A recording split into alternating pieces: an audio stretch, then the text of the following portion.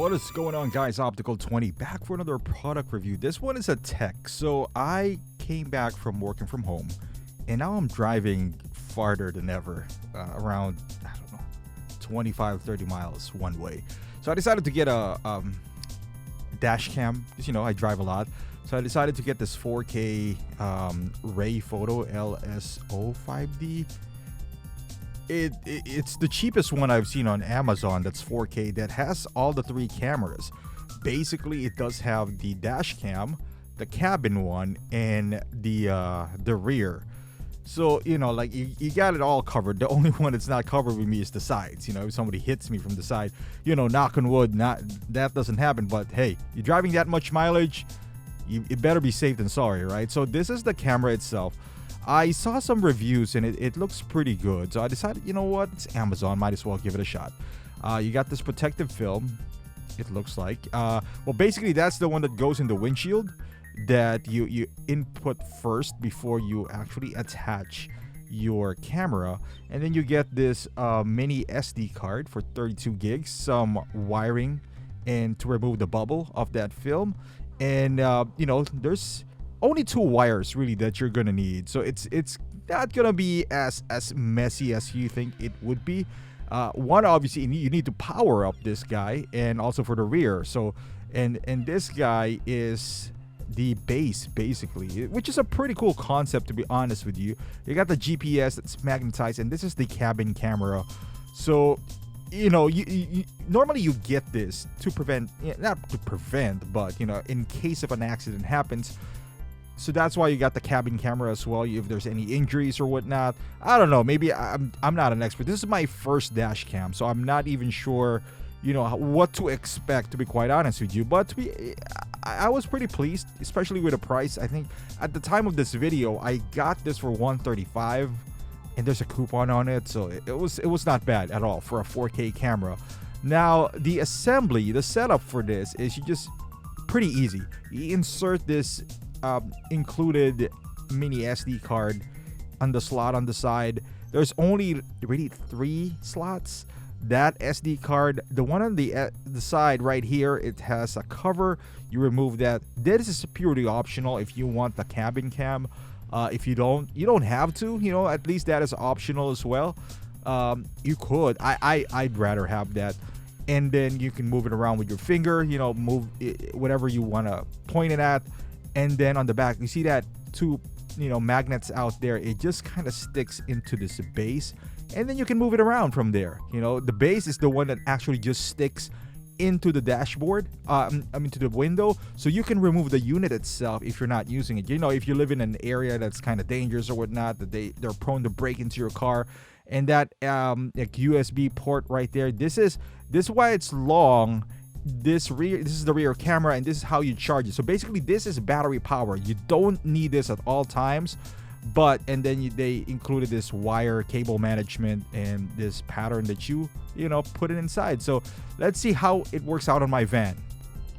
Alrighty, so as you can see, this is the cabin cam and this is the main unit. It turns off after a minute, so you don't really need to.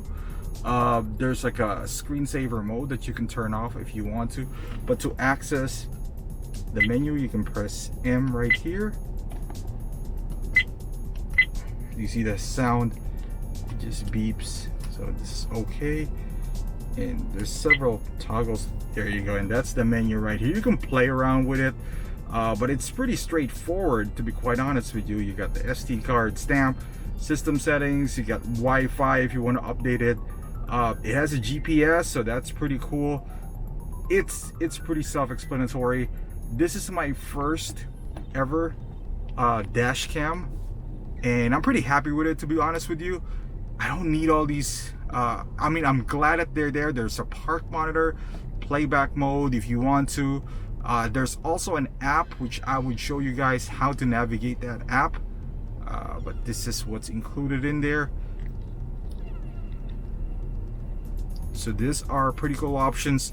I would go through them, but I don't think there's any point to that. There's a manual that you can look into, but yeah, feel free. The only thing is the date and time to make it easier for you to find your video, but other than that, it's pretty easy to navigate. Alright, so this is how the camera is set up. As you can see right here, so it's not focusing, there you go. But you see the wires on the end, you gotta make it a little bit loose because it's a minivan, so it does open up, so I gotta be careful with that as well.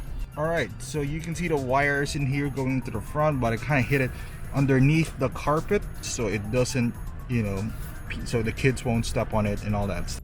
Alright, so you gotta connect to the Wi-Fi, Rayfoto. There's no internet connection. The password is, I think 1 2 3 4 5 6 7 8. It's a pretty interesting password. So once you're in, so you're good to go. I already logged in once. So you go to the is it K-Cam, I believe. There you go. And now you can see Rayfoto right there. You just connect and it will bring you to the live preview. So if your phone is on your dash, this is a lot better to navigate. You know, if you want to turn off your dash and all that stuff, you could do that.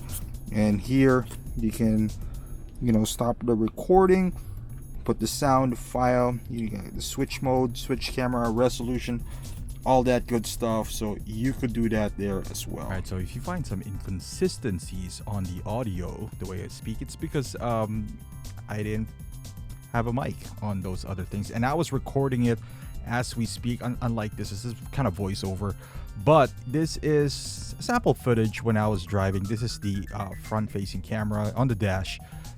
I think it's pretty clear, man. I like it. It's wide. You can see both lanes on your left and right.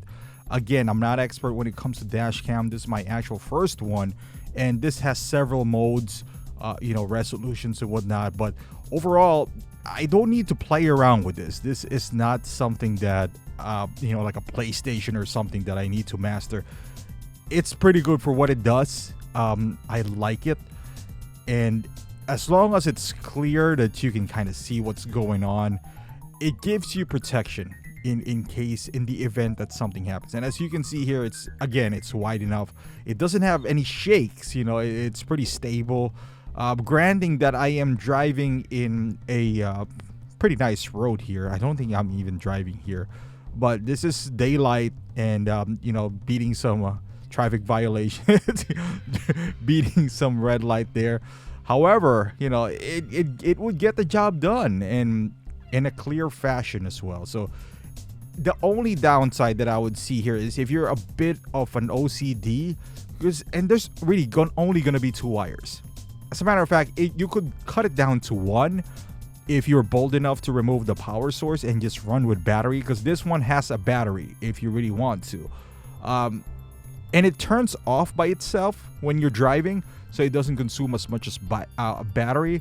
But once I kind of situated the cords and whatnot, I'm okay. I'm okay having a cord on my dashboard, and it doesn't really hinder my driving. And this is the rear camera. Now, if you see a little bit of dust, that is because of I didn't clean my windows, or my rear windows. And I'm driving a minivan, by the way, so you gotta have some loose cord because it does open, unlike, you know, a car that is gonna be fixed. So mine is a little bit tricky, since I don't even know if they made this for, you know, something like that for SUV. But the cord, just to let you know, the cord is long enough, the USB, to drive from the rear camera all the way to the front, because you got to connect it to the main unit to be able to record simultaneously. Like, a part of me doesn't, you know, kind of wish that it has its own power source, but then again, now you got to download 2 footages, you know, if that's the case. But in this case, you only have 1. But yes, you got to travel a little bit of cord there, but it's not a big deal, to be quite honest with you. And this is some low light situation here when you're driving.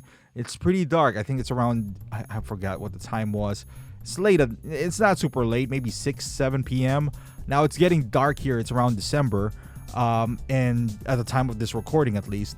And as you can see, it's still pretty clear. Now, granting there's a lot of lights around me, you know, maybe if I go to a forest preserve when it's pitch dark, because I've seen some videos that it does have like night vision mode where it's like just pitch dark. So that might be an option as well. You know, I might look at it, but I don't see myself going in that situation. Well, I hope not.